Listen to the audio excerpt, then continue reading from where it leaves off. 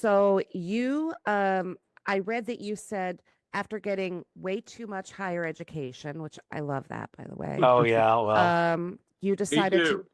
to you decided to join the Foreign Service. yes. Tell me what that even means. So what that means is you're a government bureaucrat, basically. Okay. Is you take a test.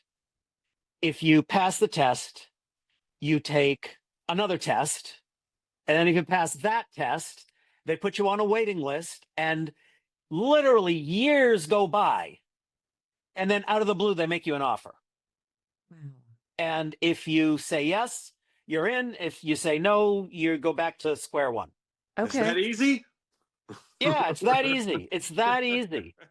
So I took the test, time passed. I thought this is never going to happen. I went to law school, and I got an offer to join the Foreign Service, so I did. And how did you asked how did I end up in the Middle East? Well, um, I I am of Lebanese heritage on my mother's side, Okay. so I spoke a little bit of Arabic at home as a kid, with my grandfather. Mm-hmm. And I thought, oh, when I was in college, oh, I'll just take Arabic. It'll be easy. Big mistake. Absolute faceplant. Mm-hmm.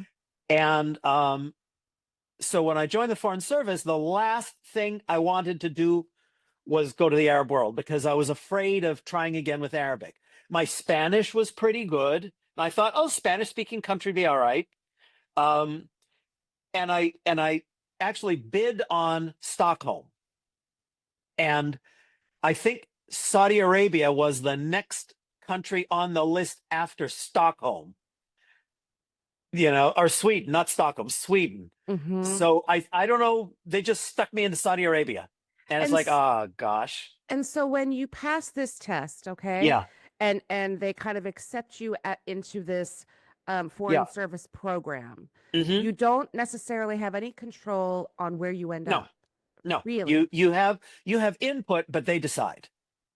And And so the timeline, just to get the timeline straight, is uh-huh, you take the first test, then you take the second test, then you have to do a security background check for the top secret clearance, sure. which takes a significant period of time, and then they put you on the list, and you just go live your life until they're ready to make you an offer. Then they send you to Washington, D.C. for junior officer training. I mean, this is civilian; it's not military. Right. So you do the junior officer training, and then when you get your assignment, they put you into language school. Okay. So I did my junior officer training. Then they gave me Saudi Arabia. Then they put me into Arabic language training. And, fortunately, I did a little bit better the second time around. And then I was posted to Saudi Arabia.